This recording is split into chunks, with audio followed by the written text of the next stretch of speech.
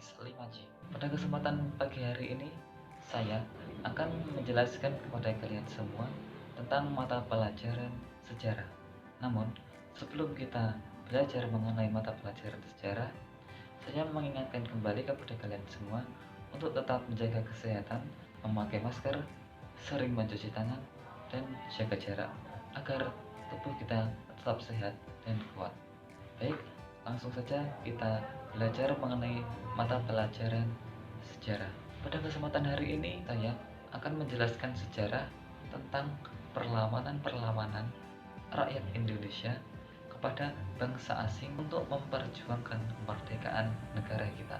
Dan semua pasti sudah tahu dong, kalau bangsa Indonesia pernah dijajah oleh Belanda selama berabad-abad, sampai 350 tahun lamanya. Kalian pasti bertanya-tanya, apakah mungkin ya dulu para pendahulu kita diam saja ketika bangsa ini dijajah oleh bangsa lain, sehingga bangsa kita dijajah begitu lamanya. Tapi kalian jangan salah, ternyata masyarakat Indonesia dulu pada saat itu sudah melakukan berbagai upaya perlawanan terhadap bangsa asing. Banyak sekali pahlawan-pahlawan hebat yang dulu sudah pernah melakukan berbagai perlawanan. Apa saja ya perlawanan-perlawanan yang telah mereka lakukan untuk memerdekakan bangsa Indonesia ini? Mari kita simak daftar berbagai perlawanan yang pernah dilakukan oleh pahlawan-pahlawan kita dahulu. Yang pertama adalah Perang Padri. Perang Padri diawali dengan konflik antara kaum Padri dan kaum adat tentang pemurnian agama Islam di Sumatera Barat. Jadi di Sumatera Barat ini ada dua kaum, yakni kaum Padri dan kaum adat. Kaum adat masih sering melakukan kebiasaan yang bertentangan dengan Islam, seperti berjudi dan mabuk-mabukan. Nah, kaum Padri adalah orang-orang yang terdiri dari para ulama dan menasihati kaum adat untuk menghentikan kebiasaan tersebut. Namun, kaum adat menolaknya, sehingga terjadi perang yang berlangsung tahun 1803 sampai 1821. Perang pun diakhiri dengan kekalahan kaum adat. Kondisi tersebut lalu dimanfaatkan Belanda untuk bekerja sama dengan kaum adat guna melawan kaum Padri. Belanda memang bertujuan untuk menguasai wilayah tersebut. Salah satu tokoh pemimpin kaum Padri adalah Tuanku Imam Bonjol. Masa perang ini berlangsung tahun 1821 sampai 1838. Tuanku Imam Bonjol lalu mengajak kaum adat agar menyadari dukungan Belanda dan akhirnya bersatu melawan Belanda. Perang pun diakhiri dengan kekalahan di pihak Padri dan adat, karena militer Belanda yang pada waktu itu sudah mempunyai peralatan militer yang sangat canggih dan maju. Selanjutnya adalah Perang Pattimura. Pada tahun 1817, Belanda juga berusaha menguasai Maluku dengan memonopoli perdagangan. Rakyat Maluku yang dipimpin oleh Thomas Matulesi atau yang lebih kita kenal sebagai Pattimura menolaknya dan melakukan perlawanan terhadap Belanda. Pertempuran sengit terjadi di Benteng Hurst, Saparua. Belanda mengerahkan seluruh pasukan secara besar-besaran. Rakyat Maluku pun yang dipimpin oleh Pattimura mulai terdesak. Perlawanan rakyat Maluku melemah akibat tertangkapnya Pattimura dan Marta Christina Tiahahu. Selanjutnya adalah Perang Diponegoro. Perang Diponegoro ini juga lebih dikenal dengan Perang Jawa. Perang Diponegoro adalah perang terbesar yang dialami Belanda. Perlawanan ini dipimpin Pangeran Diponegoro yang didukung pihak istana, kaum ulama, dan rakyat Yogyakarta. Perang ini terjadi karena Belanda memasang patok-patok jalan yang melalui makam leluhur Pangeran Diponegoro. Perang ini terjadi tahun 1825 sampai 1830. Pada tahun 1827,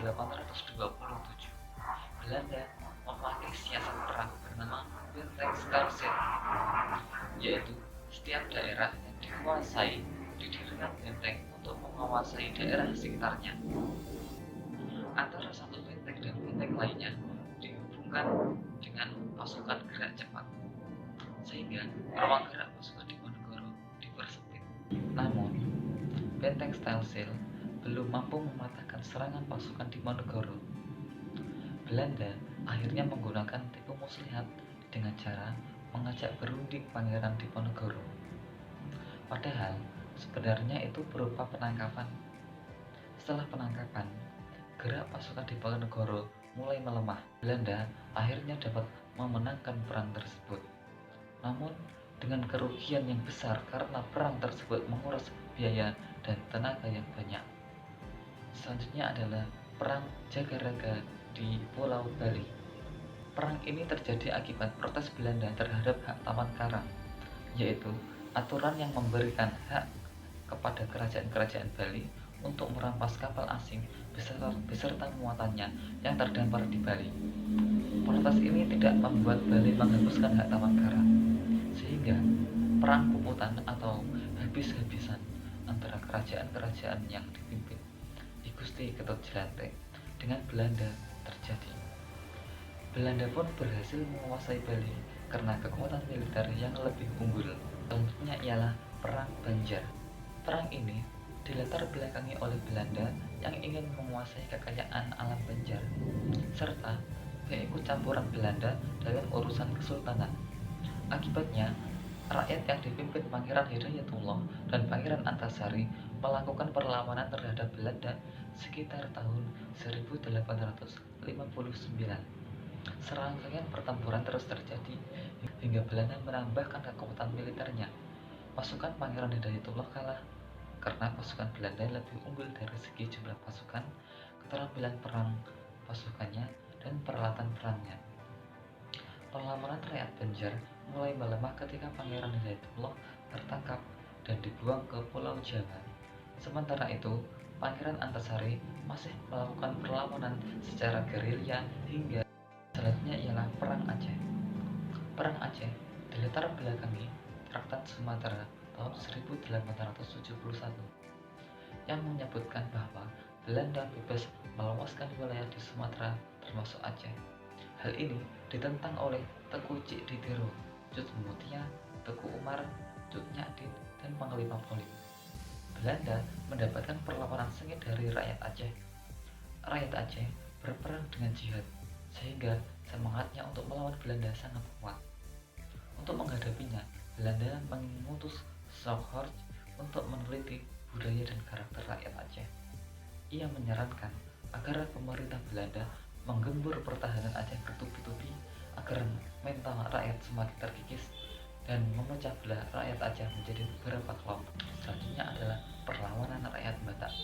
Perlawanan rakyat Batak dipimpin Sisingamaraja 12. Latar belakang perlawanan ini adalah bangsa Belanda berusaha menguasai seluruh tanah Batak dan disertai dengan penyebaran agama Kristen. Sisingamaraja 12 masih melawan Belanda sampai akhir abad ke-19. Namun, gerak pasukan Sisingamaraja 12 semakin menyempit. Pada akhirnya, Sisingamaraja 12 wafat ditembak serdadu Marsose dan Belanda menguasai tanah Batak. Jadi, tidak mudah kan sahabat sekalian bagaimana perlawanan yang dilakukan oleh leluhur kita, rakyat pribumi, rakyat Indonesia kepada bangsa asing untuk meraih kemerdekaan. Makanya mulai sekarang jangan mau kalah dan terus semangat belajar agar kita semakin pintar dan tidak dijajah kembali oleh bangsa asing. Sekian, wassalamualaikum warahmatullahi wabarakatuh.